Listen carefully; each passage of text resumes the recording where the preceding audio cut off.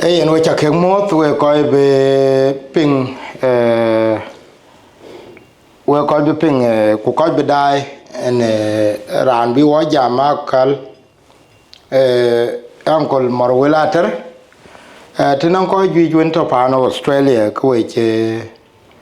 với chỉ quên là tổng món dạng Iran ở Centrelink Iran to nó cái in của cha đại bên bài trên cái in tomorrow will đi đại ping and I've been planning most of the time và zaman yên của working time ấy cái chuyện này lo akal so wa ba ko ko le ping pi de ku ka wa la pa ni South Sudan ya na run ka terwan ko ba ka ke ben lo kwa jalo for first time ku kan gana yo dilo chuma na de yen abelo la pan monjang manene te di de tin ka ba ga jal ping ku wa be jam ma nge jeng ku wa be jam ya te ku ke di te bu pi de kan ping ya di ta no ku le belo sukuli kada ku le jal sukuli cha ben jal re chumal ku bi Melbourne ben tang ko ga la te ga nyeke so ana Ajak Deng Chiengkou Morwel dir kudwal Ajak Deng Chiengkou in chamo to pai in chamo the red kudwal ye na piat ku bu kan jo ke pi du Morwel Ater Morwel diteno ku nom e baba de ne nga ku mi da kai ke ba ku mama de ku nyan teno ku ye pan den teno tien wa mo nya puk Apukjowiir ke pan ne pan ni mama de teno ke ne ga jira banda ku di de wat pa pai di da ke ru kang juir bran jam kwad de ben be nyot kai kang loi ko pa pai ke china tie cha ten dia da tin ku ya ne nga ne brian ka ba le bai ko ke dai ementin ko ba dai nin ke bi video kin bi ke yok gan an actual Morwel Ater Morwel ke te ko wa te ka gai wa din de chol pawet ko pawet a ke ga bar do apalye ten wo ka te tui ke ten dia da tin dia pan chol tiet ko tiet a small town une chol Apukjowiir ena kan inten dia da tin kan so again and a long very complicated history rin wa nom dato ba une chol pakam wol ka mon yang ka wa na cha tak ba jal wala ke chi yok bai ke ni jal ke tier ka war ka ke jal yang jal na balore pa ne don ka pamadu bala pamadu balu hijra rin kamre ko agar chi me ja pai la reng won tie tok tuom ke agar pakam including luanjang anang ke luanya ke pakam wo agar pakam we lan gok we nan une chol kongor long tu wala kongor ya wot ka ben aka tia ke ga agar pakam ke yen na nyokol won chi wajal ke lak chi nai tong dan mo yang le ra ni chira ke chira rol yani tong ich ke ne ken chi ra ni cho wala pian chi be mai wa ko na won chi won ka tol go yo la yin ba balu si juni ko kwe gao ko ne hijra de ta ban ngi je ter war chi lo ya ku je yet a chi en ba jal ko bi pan cho la Apukjowiir ku yo kwad de chi ben ter ke yo kwad won jal chok tu ke kwad de a chol pan go nom ye a chol pan go nom ke ga ka ba long tu go ba ku mer kwad din ku rer ku jol ka latin ku tiang ma ke nyen pagong ta ba na ko won ko ya yu o wa ya dia di ko yen nisba ke den won chi en aran chi lang tier tui a chirin tian kirin bai pande na ke chak a chu be che ko kwad won chi yok ke ne kwande lâu mà đi là biết cái chắc cái chọn gõ nó nên coi quên cái trên cái như thế đó cô bé cái number 2 và chắc cái chọn Morwel cô Morwel cái Morwel gõ nó cô bảo quên bài chọn mình nhớ cái arin quạt quên chỗ cái như thế so và giờ đi tin Pane duan te. Kaka juga jual panwa panai ada tin rodin kau unjuk kau nyus gaya jual panwa. Ya panwa kau panai ada tin pa kau yuel kau pagong ada tin rod. Wajal di ten nawan na nyanya wan leben yal bet long bar kaza. Ke Arab kau game beli muatenin ke ini cerjot belawau. Baba du. Baba dia. Lawan chen lawau ke en bela duk. Cái nọc đấy cái nọc đấy là chỉ Arab cho nó cái tiếng pin cái của tiếng pin thì chỉ gặp được đó thì nó cũng có nên cái nói chỉ nọc sinh South Sudan 1966 năm qua giờ tôi cái giờ anh đang để panel để cho là cái khó dân dầu bé lạc bốc thì anh chưa có việc là nó đã cái pin thân coi cọc nên là cái nó chia ter chia nọc cái nên tên hóa ra đấy tên cái mà đâu của Walan quan luôn thôi ra good bây giờ là thuộc college 1961 nên là panabon panachol nấp xuất tiết để lấy thuộc college bây giờ là cái primary nào là cái primary cái tông nhà nhà quan cái này chưa ra duak cái giờ trôi của tension này giờ đi được phải cái anh thế nữa và thuộc qua cái bé thiếu thuộc 1964 anh thiếu thuộc qua thuộc anh là càng qua đúc bằng mòn nhang bà là rẻ ruột anh chỉ lâu thế anh chỉ lâu thế anh chỉ bio gốc anh chỉ cái gì vậy cho cái lôi các món yang kau ini riang ti lo pun cia gornom, ani cia so lu ini juga bila gornom ah gornom anjal jala gornom 1968 ini gornom ini kan kaya ni tan ani jala randi kau barer kara pan món yang tong ajot ke riang ti kau ini món yang kan agak lo macam kam ke anh chỉ càng là trong món gì anh càng participating trong ấy trong đó này cho trong cái word cái tiếng của cho nên là Ajak Deng Chiengkou anh thành chân là chiang món gì anh chân là lom tin còn chân anh chỉ nhìn qua cái bài qua năm nhà cái duy bài cái món gì qua nên thôi anh pan món gì anh là cái na do là bên 1970 cái word wa cái chứ lại đủ cả chứ qua bác quên có của chuyện là tiền một tí cái gái giờ là bên bác lấy Morwel là chính cái lối bài thế yến tụ cụ lại chỉ cái ngành tụ wow cái bắt đầu bắt tụ cụ đi thế này cho nên chia bên hesitating bala rin đi được mà gặp pen lấy như vậy in là nọc cái tiếng điều gì đi được phải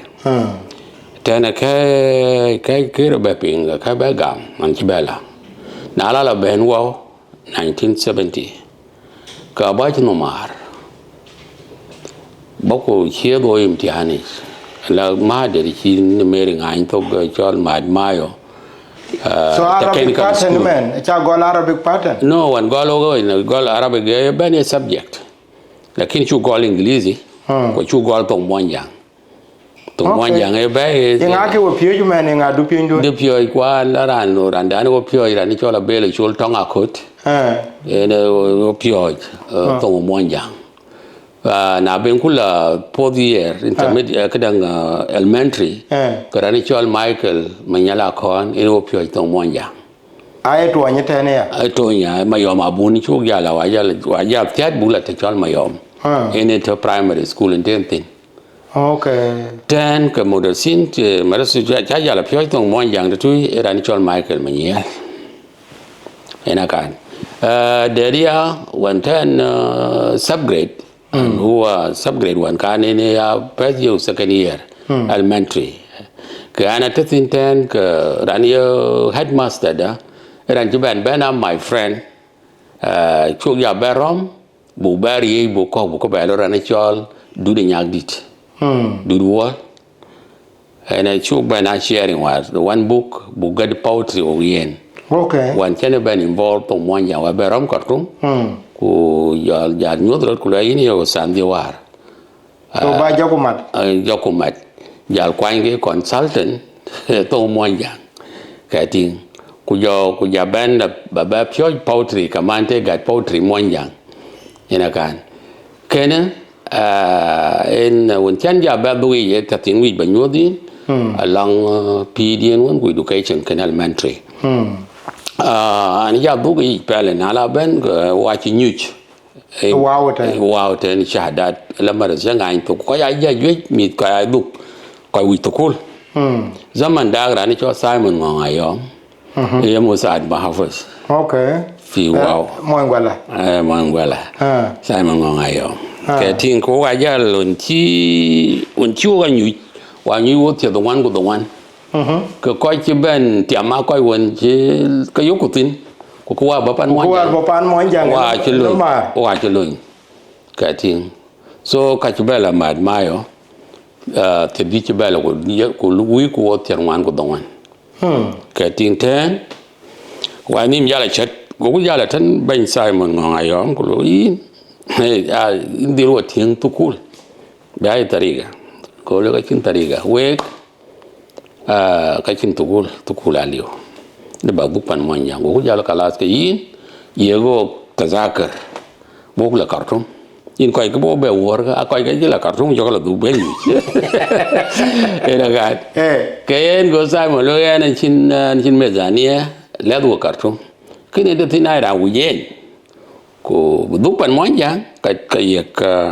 ye wo taskra bu jo lori bu du ba ken was very impossible ko very setback akaga hatin coi cái bức ảnh du của coi cái bức ở cái gì bé xin wow ten nã lá đấy wow cứ anh cứ cho bé lối làm mas na cho tin tùy cho là wow canning fruit factory cái tin anh chỉ bé là lui tin anh muốn mà là này mudir zaman da ra anh mudir vì wow canning factory ra anh cho James Tumbra James Tumbra. The former head of the executive council. Yes, and James Tumbra, and mudir can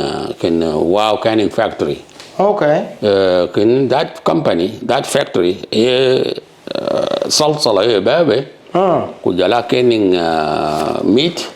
Are you serious? South Sudan that level? Yes, it was Kwarachan Kagabudin, Soviet, zaman Soviet Union. Getting and Chulutin. To get the Baweo, Ben Khartoum, Bala Khartoum. Indeed, 1971, where I Ben Lo Kanyal Gatar, Bala Khartoum. Yajala Khartoum can. Oh, Ajala. Challenge, you know. And you get quite quan, Kayutin, quite can, Killa, and there to inquire Khartoum that, quite by Panda. Laranda Choding Aquam. Wa ben yi piom durman ko la marasa tatinom durman ten marasa misaya chobalatin company bu ma kawon noli won ji jamar bu jabo kena math at the same time kenga guru char penmen og ko ala luyo mi muna ko ina le ba musad ran but okay ati yik tiop kuri ben an pirwan sa ku jali dom kam che we da bot ka diwar ka ju pa ina chi yo ju en Guinea Sudan ere la pa yani kan fa ketan chi malumat came back and started gaining my knowledge getting kren na chi are ki chira ja ban ba lo ting wen malen ho ting deng nyal Christina yan parek chi dukane chi ngain to pane cho dioma cherkia dakhil Khartoum zata ke ye na wi ran ba luisin So that was after Ajak Deng did knock. After Ajak Deng did knock, the first time kala yok that ke panding at that time. The first time by and parek bating India kutiang milk. That was 1971. In 1971 and kija go mid by pandakat kun want to kun Juba commercial. Che chinin ja Rachel Francis Malengroal. Kuran de Rachel Dr. Mabel. Akaratin. Ku rane chol yan ko yadia ko cha nominated ku le na yan dit and man le piap ke yin era ni chol Morwel Ater ka tin gu le lak ba ka tene ani jala ba ka tin ku le yin in biting deng nyal ba na ko in ka dukan Ba dukan da aje. Ba ai we kang ba ra thab dukan zat ba ka yati fele ne cha ba yo wajib taban one thing anin wamuga bear ani chinin ba lon pi because the first time but tingo ku ting sura deng ku mi deng a jaga ting ko la kala ta chimu kala kenen de tine dugan an ba dug junub an la wi to ko kala ja ban jok meeting loy ka mama Christina ijalo yi na e ko la wi pa ku la bu ku la to ku le ngai nya kalam de pen dongwan 1971 la to ku le ngai nya la ka yini ni ba gar warga tan ko masulin to ku bi la gam to ku ni ko yo ka pa pa dia yare ya lu dukani lo ni lu yan che tem bario ba mo we wala no an tu we ke kid ma la baloy Ban wo ban ba chuote. ban we chuote yan wala chin kra yen yan man da chin mikla ani ya bare tin dukani na la zaman to ku le ben ka cha ya ti ke ni chipo miet loy lon chaloy ani chipo miet tin ke chui ba pol ke ya tin ya ne num ya ko rin ni cha ja ga kia a chin lon po won na jik ke ya yo ke dia ko ku tukul ba yo ke dia ke ya tin Ajak Deng Chiengkou yan ke ja ba loy ji ben da na tiok yo malat dukan ya tiok taban as Ke holiday weekend ya tiok ku jala chap makate bi zaman da la ka de chol majisioni junub wazara choni junub etatin ko wa ola tin tan wa ko la wi loy ala bakala to ay maktab al amal labor office jamba wi loy ka jal ta ga lo ka ngwan balu lon won na chok ko ba ye ke dia non jalo wa enakan so ani yara la na la ala yom ko wet ko che yeg jawab enakan zaman da gra na ma choni Joseph Garang wa chin Minister Joseph Garang Joseph Garang na muk choni at that time na la no one kin kia bel ya bet housing okay ke ya ting so ten inglam war so bayin jiro jalo wan kan kun shuai kir communism 1971 in July with Mary that was an attempt in Mary we in kon en wala ka chen junubi ne be kon chi junubi chi ke ba si jini ran chol chola yak chola yak mo ngo ke ne le ba ma gan ba da baba fi ta won chi mai tin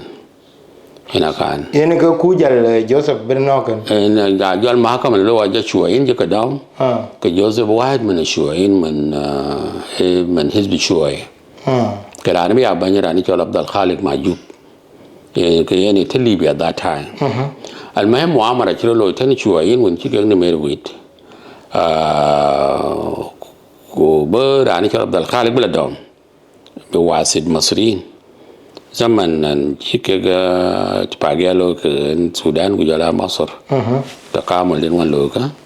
chi Abdul Khalik bala jaay fi Libya ba ko kum ke bala dam ke madanin en Joseph Garang ke madani long dani junub en junub itong to inglam ne meri bini chukum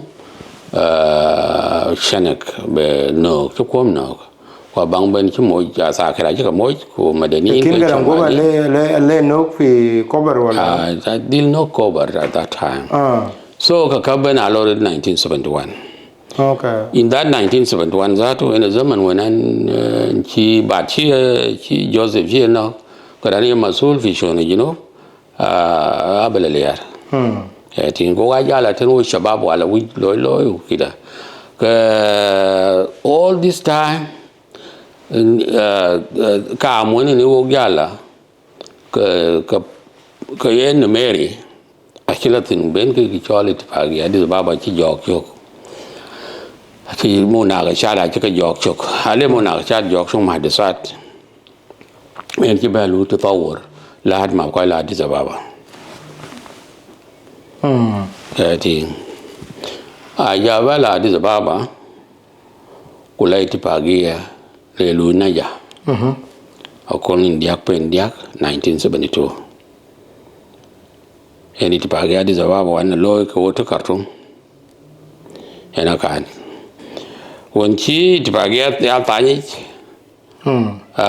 dor jaben kam junub ke Shimal, enakan. Wo pen loy taban, loy akai pen wo in wo tamarut ta junub wo ay tingo matamaradin wo yan chances ka loy aliu. Na joli dipakai ya di zababa jala loy. Ko gimi junubi na jalang opportunity jalang kam which is all part of the system ajalan la tedin wanan na yom antiog yom lahat kular bala chat bala yablo ma junub ten kedang chona junub chambala ram ko group ki rani chol Dr. Toby at that time Madua Dr. Toby Madua okay elang once of chi again kating ci jala tu wanang very friendly person ke Shimal ni an kan diktor ci jala ten tien ko jadad menanas joko goren ko lemit ka le loy ko yoko ke wazar te nagel en wi ko sikadit en wi ko laborers I think ko akalang ko ci ko ani yo koi ter engalorian kya de ngulu ngarian ka leu tin so go ran won ngijan go jal Morwel kin ke kun jo ko nyu de ko ga ja ko rian kin ka ben ba tiao ko to go ran won rian ke jal ping go la kan go ga ja ti ya wen man lak de man go lo wa che toy wa zare na ke go wi lo ai wala ma bat ka tin tal ma we ga che kun ba we ga la kun ke din ai chi ra won je go ra go ko kwet ku le no ken ke chi got ram tiar ko to ke ko chin chi ra ne bin ko matin go ra won in cha cho ra won ngi jan go le la won chi ke dang go dal te chi mor won chi be le go cho be kwa rien kwa yen ka met ko tin ja garin tin galam ko ka chi lo tai makana ye wada kini na Ajak Deng Chiengkou re na jal gam joko ton wazir nagul muwasalat at that time getting wo ko dang la le nok le we la gam lo la lo do lo wa man ka ba job wala sig wala adbara wa talamis apprentice wa wo young at that time I believe na lang won tiar ko bet at that time getting ten wa chi jal chare na radio ke yan ba be pirin kulwela go aja chol Morwel ka rin ke ping ten Pasquale Morwel Ater na chol Pasquale Morwel Ater rin kin masie Pasquale ran taban Pasquale rin Catholic ana chol Pasquale Morwel Ater lo yan ko aja ping ya Morwel ngoda ina ba mo wala ka che mo chani mo ngi tawana wi lo ku yana na wi to kul ko kero lewin mama yandit yan anitin nom chial zaket ko ke biya ko tume sukul tukul ko an kan chin tukul na chi a chorin ka chin mukila ina kan kalas jalo ran won ngi yen jalo benten an dukan jalo yin o a chi lo ya murtaharu bugla adbara ko yan ja chalo ya ton dukan ya tin ku ja ye ken mo sala na yani magasar cha ye kan mo salat ya tin ani jal chok jal akol ken wala na lu adbara يوم 22 أكون أنت روكورو بين وان هون تيام بوت كذا وان تدرو كورو يعني هو on the 20th of April 20th of April 1972. From there and jala I starting la telmis. La kula ta warsha kan makanika. Ban ko chol makanika ba jal lo len tamam. Practically. Ka ting makane ko dakpin ko dukutin. Kin ki kai lo din makana makaniki. Kwan ki bana karba lam. Chaloy. Karba arabari chaloy. Ka ting ku jangolo jala la komboni tuidato. Lan intermediate lan ka di tolda tu. Ka ting ila lu yakul ko bagulu la sukuli sai aiwa komboni adbara. Ka ting and te chan intermediate jala loitin ku jal kwana lui. After chan took intermediate yen kan ka loy kwen actual kwen by correspondence at that time. Kayen and chiben ni chi rande de kwen by correspondence when it moy malwalde de chol Martin Mau a chaben involved kulwen a kwen by correspondence. Kwen by correspondence now in this modern time in studies online. That time can you low it kwen by correspondence yi in kin wa kutafi through the bank ka inela to lessons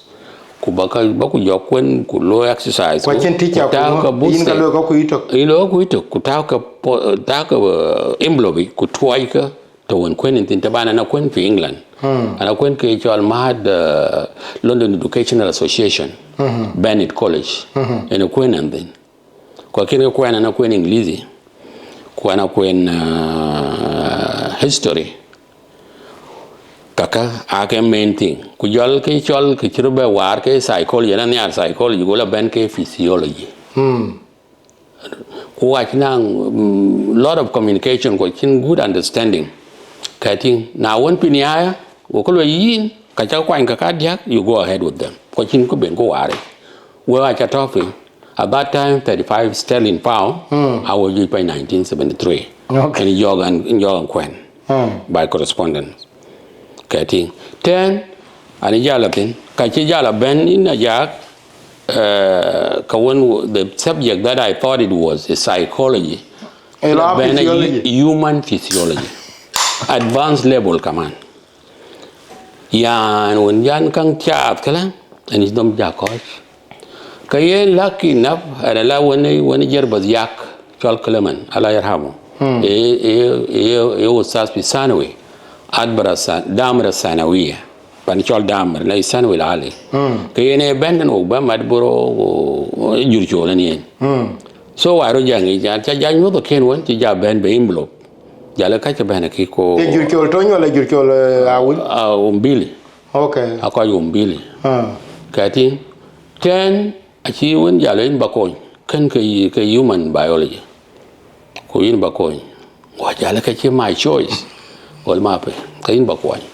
ajaka kichol human cell kayangi kichol human cell whatever system ben a chi jal ben a cha ja jok chuk kichol blood circulation system all the 12 system man urinary system reproductive system digestive system nervous system, lymphatic system. Lymph nodes and all that. All these things. Yes. Then I become subject I love that. Kichirin I very interested tenen. Yani I love it. What yam 80%. Kuit Kwan kwena to wena ga kwan lakin when chan jal deri yen ke chol the subject itself kin ke anjibela twing ko ya tiam they were very happy with me. History ku jola ye kan jal to chapter how many months now? No ma it depend on how I like tol kala. Yeah, every month I have to send back the exercise because I correct it because I yen kog jadid. And I continue until 1975. Kakwen the sad thing and kibanyuch. Kaya rin yan and hija beben when China Jayok Taban and I need a library and I need more could British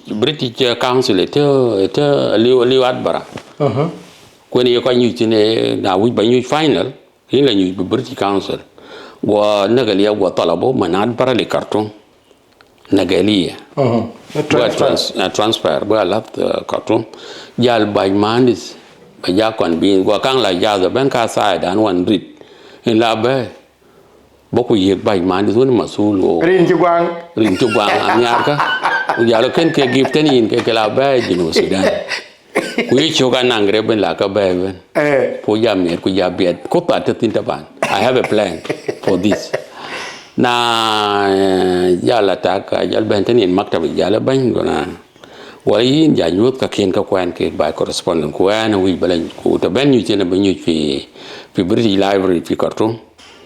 Getting in a quite Newton, quite Quin by correspondence. And we war Khartoum. Gule gisim duka ko ya lik tu gisim natural mechanical transport department ya ni gisim kan masul arabia kuma arabia wazara arabia police maintenance den ko ya karba beta biut karba tag bay o masul yen kating wala yin inan dilla Khartoum ko nyan Kachin Tariga. Yayut Kanon quite and he was very happy in when Kenka Kawanan Gatiama Chiting or the Malay Kenka impossible, like I will try my best. You 1 month. Well, you're opinion, you're not Yayokula, job and get Morwel to our Khartoum. Katy? Yalijan Yalad Bara, 1975, Jaban Khartoum. Yala Twin, Kokwendia. I was continuing. Then, bao khi pressure lera luai cha bayuk yani koi karat da ban war kan ngi istemar yur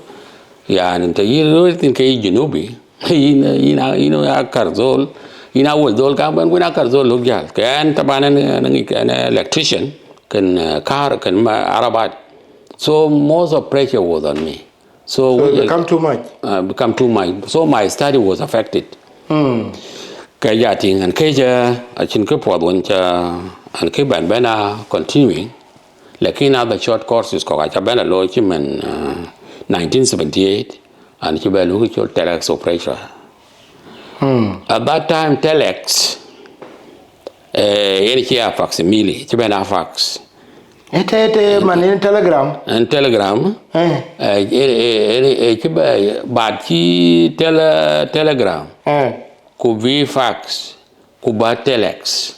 The way you call your jam, did telex. Telex, you call your jam. Telex, they were actuating. Tabani at typewriter, typewriter there. You type the message. Like in the lane low type, there are two copies. 3 copies. Kuluin type in la carbon take. Okay. A copy in Yang Kujala real one. Could you another type? A band be sherit kit de quite them. They ran them to win by lot them. It's all yard. A band be to the amgo. The low type, a diom ben, but you a cram. Katin, night Toglen typing do. Kadolicala. Kutafi. Ye night a yapo. We by yato. Equatoria, America, Equatoria, any part of the world here, along my large, Matarka take Reuters. Reuters, newspapers. Kujala, Reuters, newspaper can. Mahata telegraph, texting telex. Messages when all through channels. You Osaka, Ofi Rome, Reuters at Rome, ku ban. And Matar can want to in cable, but to any part of the world, Laganica take today the way the internet. On internet so that was the course Chabello International Certificate, a lawyer for Force Office, 1978.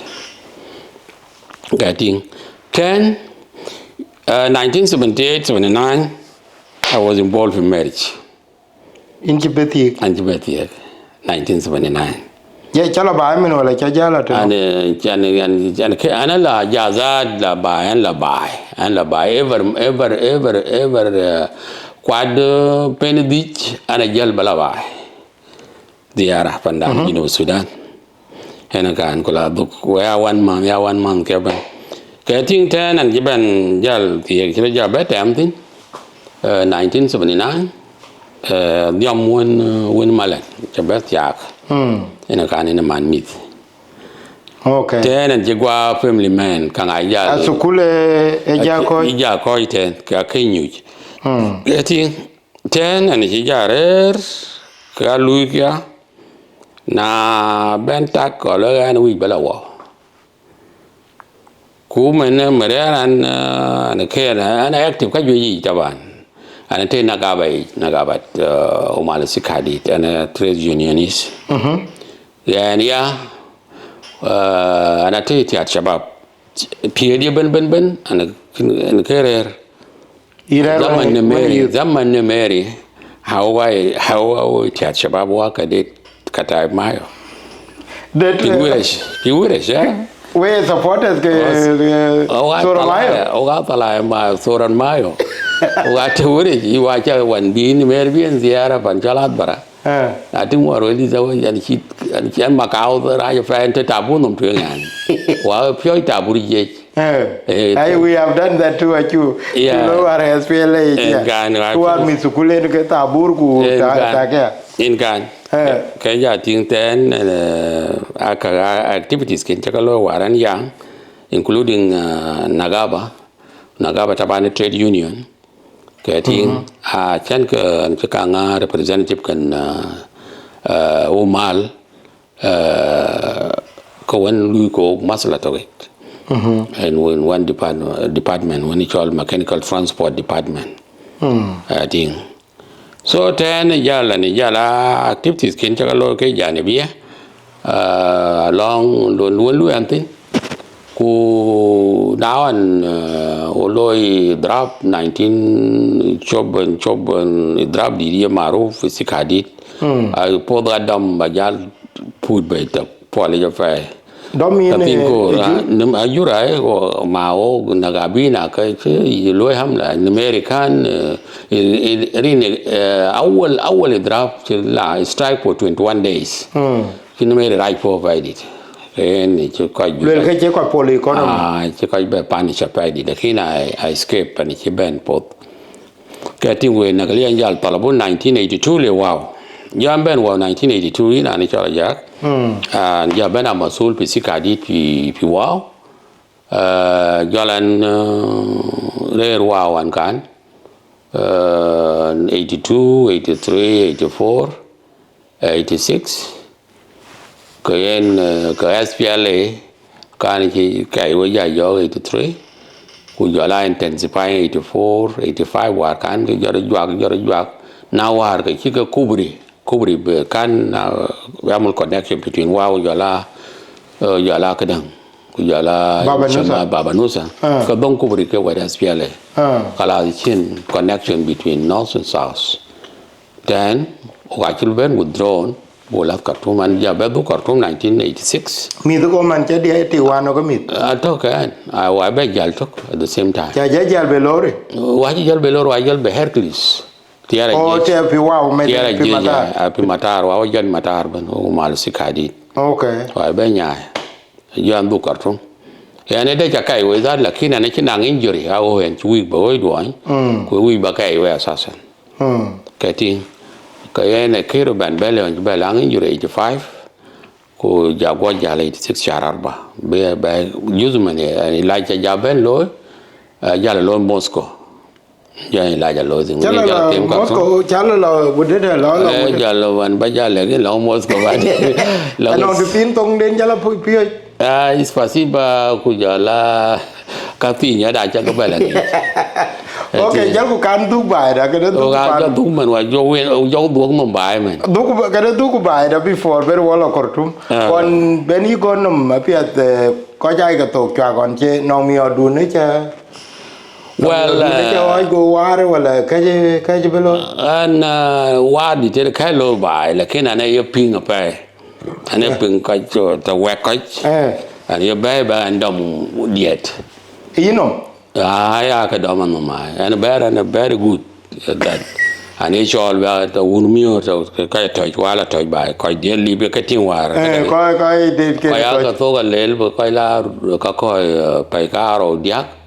coi diet cái chứ coi li tung đàn rệt anh ấy coi giờ lúc cái enten diet vẫn coi bê wak coi chỉ pion coi bê thiệt cái gì thì đi cả cái gì bé rằng vẫn diet gol cái này chẳng bê diet bê cái ala ran cái dom ping ato cái nào hết mình coi giờ ping apa đi. Are you serious? I am serious, yeah. Ala bê cái mình ku quani ku cái ya diet kamu cija bedong jal kan gol diet ke yam do na wa ba jal la ya diet ya ba ka okay diet ke duel ke on lewe ke taj ay diet ke ngod diet kun yar ke diet ke nyar ke taban diet ke chi ke nyira po nyir to yan tong rek ten ba be nya po nyira ke bia wala nya biam lar ke chụp do liền cái pin ngồi mà tăng ngồi mà làm mà là nhưng ngồi đó coi trước coi phim mi duar coi là khi nó chỉ po như chặt cái nhau cùng ngáp bên em thấy luôn rek cái pion diop cái po marker của po nhà cho po như cái gì ấy tiag à coi ini room ya là bao nhiêu po kunya ấy xin coi có một competition kunya chỉ gam family kunya gì room Rumin ba cái cái bao nhiêu lôi địa thì chơi địa ai thêm bài bị các bài của bài bởi cái enjoy chia public property Iran bên này cái nó entertain của history đi cho nhau because kia là lôi qua ini là bà là lôi qua đi chuyện có ini khi chia là Ajak Deng Chiengkou cái chú đi lôi there duyệt cái là của theo cái tàu là cái điện cái thing this where in culture do in your history background in a january bi bai ben beping ini ya ku yorin upan ura chui bi gapie ri na chur to ku dong ka ya bar ka ulen kun ta ka che ba log alogiyong ka yin la bai no ba la ten ket ba wel ku ba ka wel ku te yong yi tin ba wel ena kan en kin ken ke ga diet ke yin ka kai ping ke ka je la ket no bukai awak ku bapan ur baka pan chu pan ur ko ale ke diar kero dar diar kero ter ni ke kamyar ke kai ke tak en tabana ngi rol di ter an en manan che ka ju ja yo gwaren pan mon yang rol koi ter ko rol war chiel chagalom ban cha diet ken ben che rol chang muk kero ter kine lela ma cho da chi nomro di te kulai di dangwal ku chandung akoy mangar macho da chi nom lai di chi nom ro di te ku lai di dongwal ku chandung akoy mangar alwana ma ini ya beng kwa chi luinin kweyan ake wada mir bolo ina kang de dalugo ake wada mir bolo lor ma in ba beng da benayuk magang ki dole jom chura chwar wire pagol ko kachiri kor mir jot Ichela or madilo dwana mabur duel dan ci gari tiar wana maywanwa mo dale maker yir kwan ba yir pandana nyang kam ga na landen bagi ilawe wadya amira kaitong wal mangaro ganage wana maywanwa mawene yo be mawene wal bang yetiri yir cái tiếng rối đi tẹt cái tên cái điện cái na cái là ngút cái là cái chiếc gì vậy đi cái tiếng này cho là bên gì chéo vậy này là cái là điện qua cho bên có cả cho bên Europe trên hoàn cảnh qua cái là quạt thật tùy của giờ ra Europe chỉ là một điện đó dùng cái bên Europe này dịp điện bắt đầu phải đi là ai anh lo bắt luang lên này Naki ayan ka banwa malwal mayan palian del balatega punggir mangar ke gagwak kunada dawan unmon ring duru banyara rito banyara rewe One more ring do the banyare well, banyare to no me. A one chani chato, who do the one di gang area. Banyare to no me, a one chani chato, who do the one di gang area. In a wee jan on my bill. Kega mawe, kega moyan jelly gong langar weng alol. Abiwa malwal mayan ko yalat. Abiwa malwal mayan ko yalat nabi ka barani de kalwel non ai yaweng body kamu cinter. Kayalwe laweng body kamu cinter. Kayalwe laweng body kamu cinter. Cibichir werwat. Werwa alweli tuj, werwa alweli reke kong dere dut, ke gajang ngebuang, bankuraria, kajalwe lawai kano, kajalwe lawai kano, kajalwe lawai karam suntala, gachit kaloy majung yal, kabijit kaloy majung yal. Kabijit kaloy majung yal waram ke dantung nyangar, katid mayan tonan nay kugun ngo kulayang to yuj. Kula jang to ju apara ke garamo ku ka kalorud wayup kalori jen bi kwala kut kagaj majo kagaj jajora cherie manyawun aku jajora cherie manyawun aku jajora cherie lombok oga winyi dia nona iyo oga winyi dia nona iyo oga winyi dia nona iyo ka yel ene kaw awut ya fi amon ma jo chol nyan tiat ku ene chol tial ta ben gan na mau tu ju ko gor lwal nyan banya ka mau longar wa ma jo chema rang ya wara yel wal magal ta ur kwa chilo ko ya leo gang di ta ur kwa chilo anen eritik ka ba lo yo wanda mayan moral yab jamanen eritik ka ba lo yo wanda Atang ku chalo nyane banya utiang nyane chera mon longar jel pagong yani yalla we banya kon mayan ngan yer kabati jabung di yang wa tian tinga mawayen nyan diwo ka kwe dam nyane jel latiat yani nyan tia dai ku tiara ngong ma bel mondara ku tiara ngong ma bel mondara tia long wa magol long wa magol nale kabi amo en majonga ko ini chol ngi lo en akiran wa long wa magol long wa en tie den ran lo yan pala wa ngi ru yalla chok bana banchi digin kutinga kangona wi wa e chol ti en ye wa ti yatin adi do dia jo fa so ai der ka ai apu ka ka dia da pu ken rek Rega kene. Aya lo ting ye pet tene ku bujal du Khartoum ala ke na lor ku tieng an ci mod go ya ken na pung thank you. Robot. We have 2 more hours to go. So na lor ku diamond ci man communities ke whether ye wegman go ya puk kay ton kay no ka wuti lonari ka gudbe lo ben all this na lo wuti pian keta le ke ketel do la thong ben wuti en keta na bu ba lo kwanya yok non ko one culture of how tien diet kan ne ke gen ka katin en kan ye dom tuj me ya di skin ten bo bayrek rege en nga rekine ne lang ne reg toin le wot ken tin okay in a toin south ku jola toin east bela ran tu jola ben be ke cherek ran chol wanjang cái này cái padang cái lo padang là khi nào coi toin là khi nào chol wanjang là khi rege ro dom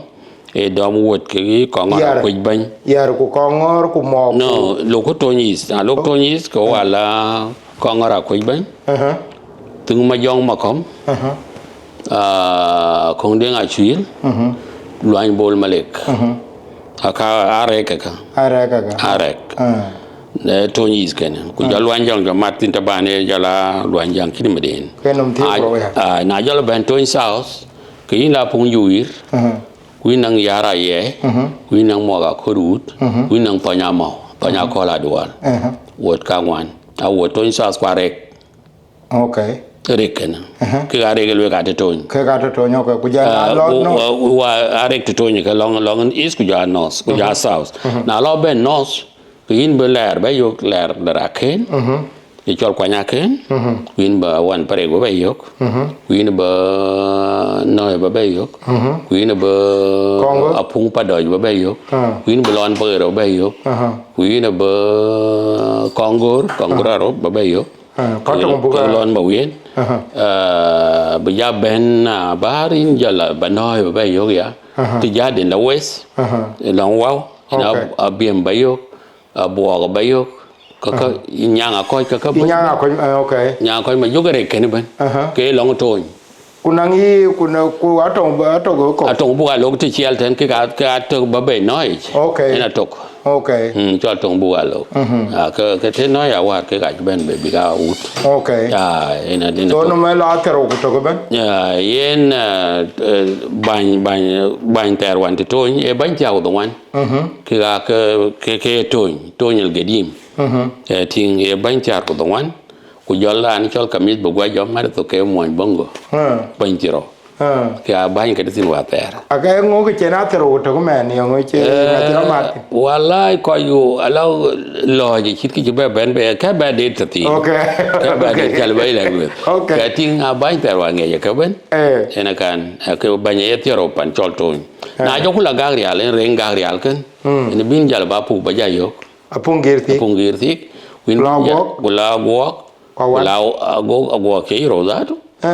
go ta tin ki na go mau kwa go chan ka tin ya wan de na ga go wan chan kwa wan mau ta tin ya ta tin go ke nom tok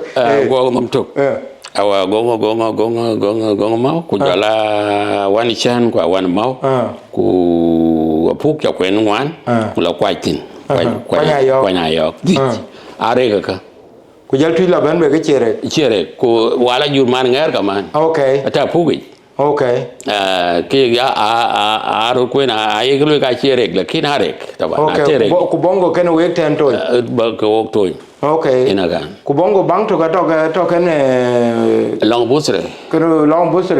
ko ya I think ken ga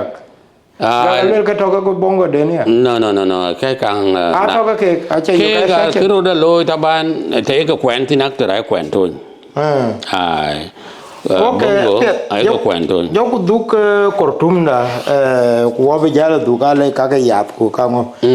On chinjal lo on chen ba jal ria ka inji jala Khartoum ku inji lo ilaj la lo. Jal be jalu de jala chabela lo ka ke siasa yo la jango lo wajal okay wajal ba du Khartoum kayen won chen jala Khartoum taban la kan waran jala ba jal the first time la Khartoum 1971 ku jala rerwa barer ka pandeng nya a good ban lui war physical dit 1972 ba dit pagi Addis Ababa ku jabala ba jabana du Khartoum tani barer Khartoum ya ba jal war ba du wa tan ka jal ran ti lo ga ran lui ba ya ba du Khartoum 1986 ka tin 10 in a book and ba book wa tan men bi an jalan wa 1986 and ke ba du wa and ya rer Khartoum na la rer Khartoum ka yen before Kenya bo Khartoum ko ko jam wa te thiok ka chulo ka ga da tia di ki ka chakalo wow taban ki chon na gaba kan kan wan bidafa no gogo mal ku ke gala tanzimat ken trade union got its own organization kayen at that time in 10 wow and a secretary kan itihad alwa barkazal trade union movement workers for the workers kaya mandu bita sikadit kating yan and wow and it can ya involved in cultural politics. This is where I came bajal ben ke cultural political ideologies but my former CS bu ngadi CS ben jalatin ke yan la wonde mabje chol modukai la wonde ni chol court Modukai wuni yi matoje Be what Ganyan can they my friend. Okay. And we are involved in cultural socialism. So and he been a member of the Communist Party in Wow. The first time. In Kenya thing. So from there, Kachukalo watch Trabi Chukcho Bachapka Bajalka Sapinja. Wat Eluanda Ko one being Ziara Chubacho. Getting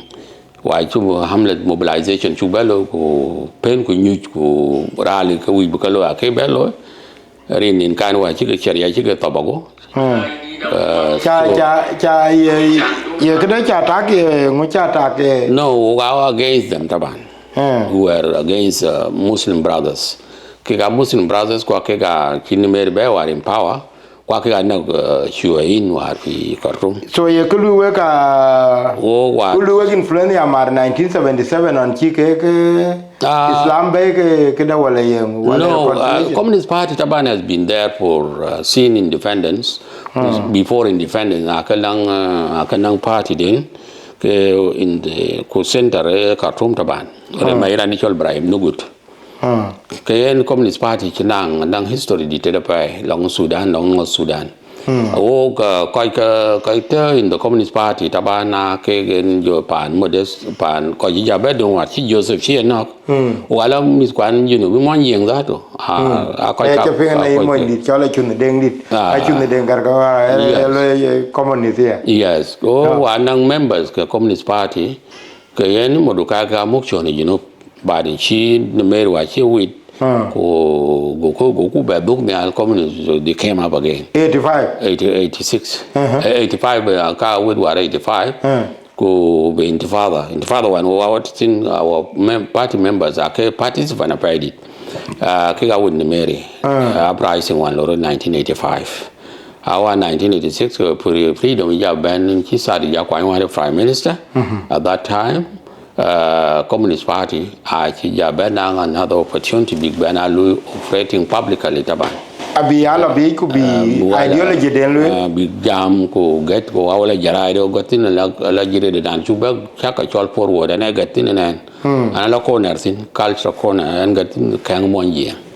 Dinka proverb sakaya so in kin go jo when kay we kin you when ijungor ma kol jungor jolting ma kan weda ngodi Yo call Barrio Pay. Kayan you are yell to change our involved in political activities. You are Chanjala wow, Kujala Wala do Khartoum, when I was still active. But we can ban injury, Chan we were Yen Kaja Bellatin will yen Manadiba Toja to go and study ideology and communism that. So I was one of the people nominated by Moscow. In Moscow. In Moscow, 1986. And then. Chala narun kere. Paika janok. Paika wan kajanok. Kila piu itu langalisman wala kila piu. Piu itu Arab. Mutarjimin artin. Ada rantung ating tin chol Yevgeny. Yevgeny ating tin ten men lai chito fi kaken siasat Russia ka. One of our interpreters. Changi I recognize him. Okay. Yeah. Although chijala randi man. Fan drop chol Yevgeny. Ngadia kida. Lai bay you observe kaken. So to one we laban Sudan bijal bege. Ena kan na jauh kula kan. Fell in waila Kiev and Kiev and there I think kan. Why mahala jipa chuko zuru. Yan dakal when it was called the Soviet Union. I think waila about 20 delegation and I Junubi through that. Koi kwan ko Junubin ko akachila Yugoslavia. I think I tapping man different place I was lucky by Moscow. I think in 1986. So when you well course lo na le ben char wahed kala operation ba lo operation she wapet joduk ko dong Moscow ba malia ba lo malia oy about 25 days ka luimbe jarera pen dia ka jolben jaduk Sudan kubar ku dia ke yuke sadi ke toten suara da be ja kin go ben suara da ma ke ran wud ne mere wan kan ku go chop ko yeni ci lu tanazul jeli be tang tang be jale be tang tang be gel kem kala